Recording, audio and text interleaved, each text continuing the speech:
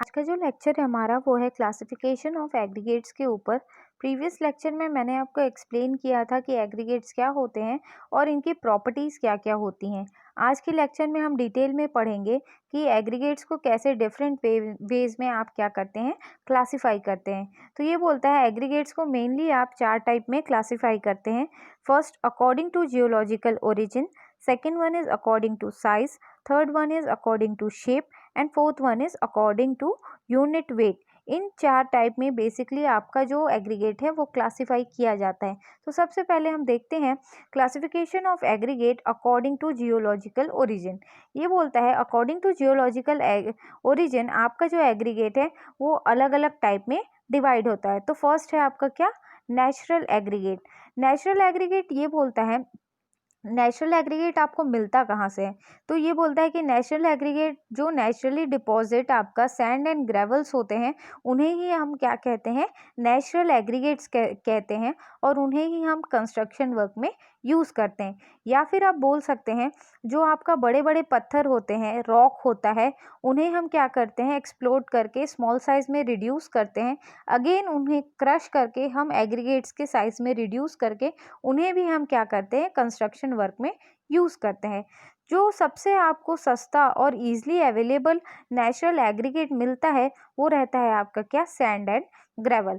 ये बोलता है कि इनका जो ओरिजिनली या प्रेजेंट जो साइज़ है वो टाइम के साथ रिड्यूस हो जाता है और इनका जो साइज़ है वो छोटे साइज़ में कन्वर्ट हो जाता है due to various natural agents, या बोल सकते हो आप ड्यू टू वेदरिंग एक्शन।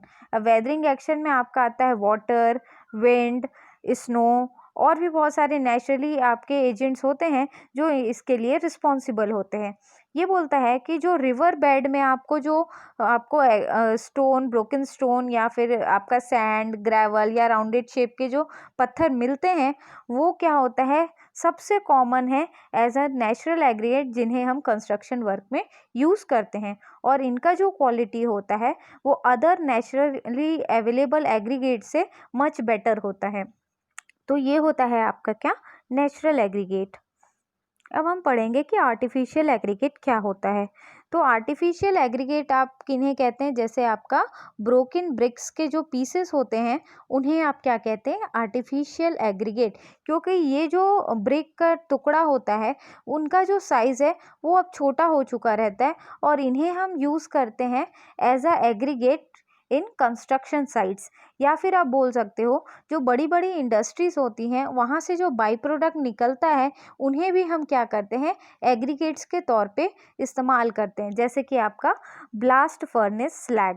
तो ये बोलता है कि जब आप ब्रिक को इस्तेमाल करोगे एग्रीगेट के रूप में तो वो बोलता है कि जो ब्रिक का क्वालिटी है वो अच्छा होना चाहिए, तभी आप उन्हें एज अ एग्रीगेट के रूप में कंस्ट्रक्शन वर्क में यूज़ कर सकते हैं।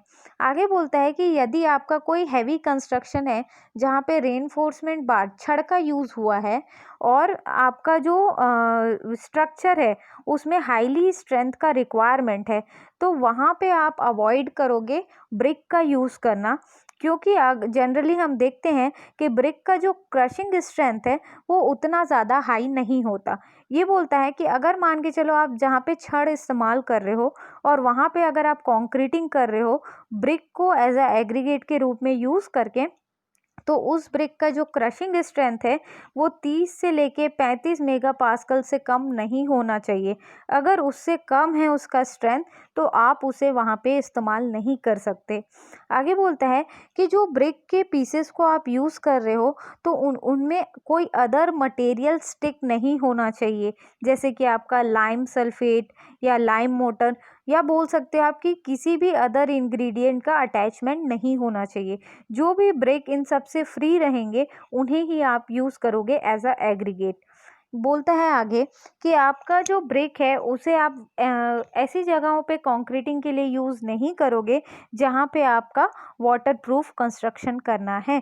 वाटरप्रूफ कंस्ट्रक्शन का मतलब ये है कि जहाँ पे आपने वाटर को एक तरफ रिटेन करके रखा हुआ है उसे आप क्या कहोगे, वाटरप्रूफ कंस्ट्रक्शन। क्योंकि ये उसमें वीक होता है इसलिए आप ब्रिक को एज एग्रीगेट के तौर पे नहीं इस्तेमाल करोगे जहाँ पे आपने वाटरप्रूफ कंस्ट्रक्शन करना है। आपका जो ब्रिक होता है उसकी रेजिस्टेंस पावर भी कम होती है।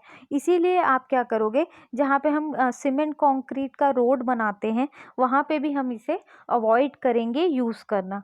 तो ये होता है आपका क्या, आर्टिफिशियल एग्रीगेट्स। बॉटम पे ये जो इमेज है ये आर्टिफिशियल एग्रीगेट्स का इमेज है। सेकेंड पॉइंट है हमारा classification according to size.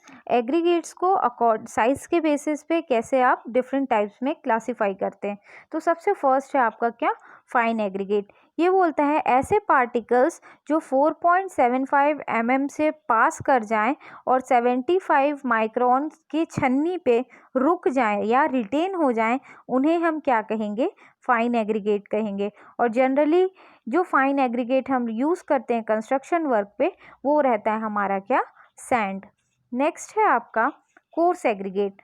Coarse aggregate हम उन्हें कहते हैं जो कि 4.75 mm आईएस सीव पे क्या हो जाएगा, ऊपर छन्नी के ऊपर रिटेन हो जाएगा, रुक जाएगा, मतलब कोई भी पार्टिकल उस छन्नी से पास नहीं होगा, तो आप उन्हें क्या कहोगे, कोर्स एग्रीगेट। और जनरली आप कोर्स एग्रीगेट किन्हें कहते हैं, गिट्टी जो हम कंक्रीटिंग वर्क के लिए यूज़ करते हैं। नेक्स्ट है आपका all in aggregate. All in aggregate आपका coarse aggregate as well as fine aggregate का मिक्सचर होता है, जैसे कि आपको ये बॉटम इमेज में दिख रहा होगा, उन्हें ही हम क्या कहते हैं, ऑल इन एग्रीगेट्स। नेक्स्ट है हमारा third point classification according to shape. Shape के बेसिस पे आपके एग्रीगेट्स कैसे हम क्लासिफाई करते हैं। तो सबसे पहले है आपका क्या, राउंडेड एग्रीगेट्स या राउंडेड शेप। ये बोलता है the aggregates with rounded particles, river और सी शोर gravel has minimum voids ranging 30 to 33%.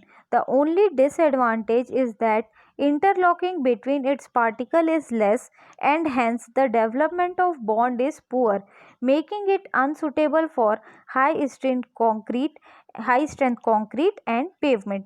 ये बोलता है कि जो आपका राउंडेड शेप का एग्रीगेट्स होता है कैसा, ये जो बॉटम में इमेज आपको दिख रहा है ऐसे होते हैं आपके राउंडेड शेप के एग्रीगेट्स। ये जो राउंडेड शेप के एग्रीगेट्स होते हैं जनरली आपको समुंदर के किनारे मिलेंगे या फिर आपका रिवर के नीचे बॉटम बेड, रिवर बेड पे आपको मिलेंगे, तो इन्हें ही आप क्या कहोगे, राउंडेड शेप एग्रीगेट। इन एग्रीगेट्स में जो नंबर ऑफ वॉइड्स होते हैं, मतलब किसी भी एक एग्रीगेट्स में ये जो नंबर ऑफ वॉइड्स है, स्मॉल स्मॉल होल है, वो बहुत कम होता है।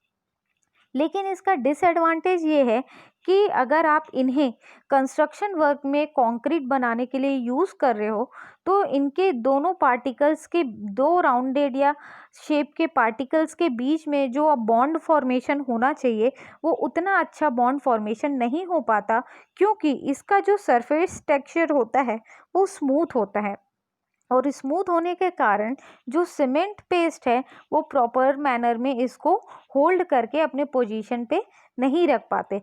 तो ये बोलता है कि इसमें जो स्ट्रेंथ का वैल्यू है वो कम होता है, क्योंकि इसका जो सरफेस रहता है वो राउंडेड रहता है जो कि सीमेंट पेस्ट को होल्ड करके नहीं रख पाता। इसीलिए इन्हें हम ऐसी जगहों पे यूज़ नहीं करते जहाँ पे हमारा स्ट्रक्चर पे स्ट्रेंथ बहुत हाई है। तो ये बोलता है कि आपका मान लो पेवमेंट का मतलब होता है रोड कंस्ट्रक्शन। तो रोड कंस्ट्रक्शन में यदि आप सीसी रोड बना रहे हो, सीमेंट कंक्रीट का रोड, तो वहाँ पे आप ये राउंडेड शेप के एग्रीगेट्स को यूज़ नहीं करोगे, क्योंकि ये उतना हाई स्ट्रेंथ नहीं दे पाएगा जितना आपका अदर टाइप ऑफ एग्रीगेट्स देता है। तो इन्हें हम क्या कहते हैं, राउंडेड शेप एग्रीगेट्स। नेक्स्ट है हमारा irregular aggregates.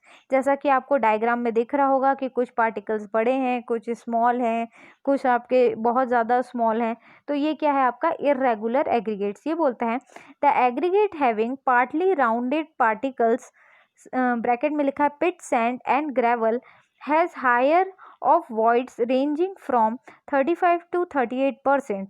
It required more cement paste to give for a given workability. ये बोलता है कि इर्रेगुलर एग्रीगेट्स हम उन्हें कहते हैं जो हमको आपका सैंड में मिलते हैं, एज वेल एज जहाँ पे आपका ग्रेवल्स मिलता है वहाँ पे हमको इस प्रकार के एग्रीगेट्स मिलते हैं। तो ये जो एग्रीगेट्स होते हैं कुछ राउंडेड शेप के होते हैं, कुछ आपके एंगुलर शेप के होते हैं, कुछ आपके स्मॉल साइज के होते हैं। तो कोई फिक्स इनका शेप या साइज नहीं होता। इनमें जो वॉइड्स रहते हैं, स्मॉल स्मॉल होल्स, वो ज़्यादा होते हैं एज कम्पेयर टू आपके राउंडेड एग्रीगेट्स। और इनका जो रेंज रहता है वो रहता है 35 से लेके 38% तक उन वॉइड्स का रेंज। तो ये बोलता है क्योंकि नंबर ऑफ वॉइड्स ज़्यादा हैं तो इनको ये क्या करेगा, ज़्यादा पानी को एब्जॉर्ब करेगा। अब इसको पानी कहाँ से मिलेगा, जो आप सीमेंट को और सैंड को मिक्स करने के लिए जब वाटर ऐड करोगे तो ये उस मिक्सचर में से क्या करता है, वाटर को एब्जॉर्ब कर लेगा और ये आपको उतना अच्छा वर्केबिलिटी नहीं प्रोवाइड करेगा। अच्छा, अगर आप इर्रेगुलर एग्रीगेट्स को यूज़ करके कंस्ट्रक्शन कर रहे हो तो आपको ज़्यादा सीमेंट पेस्ट का रिक्वायरमेंट होगा due to irregularity of the aggregates. तो इन्हें हम क्या कहते हैं, इर्रेगुलर एग्रीगेट्स। नेक्स्ट है हमारा एंगुलर एग्रीगेट्स। एंगुलर एग्रीगेट्स जैसा कि आपको इमेज में दिख रहा होगा, ये जो शेप्स होते हैं एंगल्स का फॉर्म होता है। ये देख रहे हैं आप, ये जो है यहाँ पे एंगल का फॉर्म हो रहा है, ये एंगल का फॉर्म हो रहा है, ये एंगल फॉर्म हो रहा है। तो ऐसे जो शेप के एग्रीगेट्स रहते हैं उन्हें हम क्या कहते हैं, एंगुलर एग्रीगेट्स। ये बोलता है the aggregate with sharp angular and rough particle that is crushed rocks has a maximum of voids ranging from 38 to 40%. The interlocking between the particles is good. ये बोलता है कि ऐसे एग्रीगेट जो आपके ऐसे टाइप के, इन्हें आप क्या कहोगे, शार्प कहोगे। ये जो एंगल का फॉर्मेशन होता है इसलिए इन्हें एंगुलर कहा जाता है। और इनका जो ऊपरी सतह होता है वो रफ होता है, स्मूथ नहीं होता। अब क्योंकि इनका ऊपर का सतह रफ है तो ये क्या करते हैं, आपके सीमेंट पेस्ट के साथ एक अच्छा बॉन्ड फॉर्मेशन कर लेते हैं और डिफरेंट एग्रीगेट्स का जो इंटरलॉकिंग होता है इस पूरे मिक्सचर में वो मच बेटर होता है आपका अदर एग्रीगेट्स के कंपैरिजन में। तो आप इन्हें ऐसी जगहों पे यूज़ करोगे जहाँ पे आपका हाई स्ट्रेंथ का रिक्वायरमेंट है, तो वहाँ पे आप एंगुलर शेप्ड एग्रीगेट्स को यूज़ कर सकते हो। ये बोलता है कि ये जो एंगुलर शेप के एग्रीगेट्स होते हैं इनमें वॉइड्स भी बहुत ज़्यादा होते हैं, दैट इज़ 38 to 40% डिपेंड करता है। अब ये जो एंगुलर एग्रीगेट्स होते हैं ये भी आपका डिफरेंट क्वालिटीज़ में अवेलेबल होते हैं। तो हमको जो बेटर क्वालिटी का रहेगा जिसमें आपका मिनिमम वॉइड्स रहेगा उन्हें हम यूज़ करेंगे as a construction material. Next है आपका फ्लैकी एग्रीगेट्स। फ्लैकी एग्रीगेट्स क्या होता है, ये आपको जो एग्रीगेट्स दिख रहे हैं ये देखिएगा इनका जो थिकनेस है बहुत कम है, ये चिप्स के टाइप दिख रहे हैं। तो ये बोलता है an aggregate is termed flaky when it's least dimension that is thickness. जो इसका थिकनेस है वो आपका 3 से 5 गुना इसके डायमेंशन लेस होगा इसके डायमेंशन से, तो उन्हें आप क्या कहोगे, फ्लैकी एग्रीगेट्स। इसका मतलब ये बोलता है कि मान के चलो ये कोई एक एग्रीगेट है और इसका जो थिकनेस है मतलब इसका जो आप बोल सकते हो विड्थ है वो बहुत कम है, मतलब 3 से 5 गुना इसका जो डायमेंशन है उससे 3 से 5 गुना क्या है, कम है। तो उन्हें आप क्या कहोगे, फ्लैकी एग्रीगेट्स कहोगे। इसमें लिखता है the presence of this particle should be restricted to 10 to 15%। अगर आप इन्हें as a construction material use कर रहे हो तो एकदम ही अनइम्पॉर्टेंट स्ट्रक्चर के लिए इन्हें यूज़ करोगे जहाँ पे आपको बहुत ही कम मात्रा में कंक्रीट का यूज़ करना है। तो ये जो पार्टिकल्स है 10 से 15% आपके इस्तेमाल नहीं होने चाहिए, इससे ज़्यादा आप इन्हें इस्तेमाल नहीं करेंगे अपने कंस्ट्रक्शन वर्क में।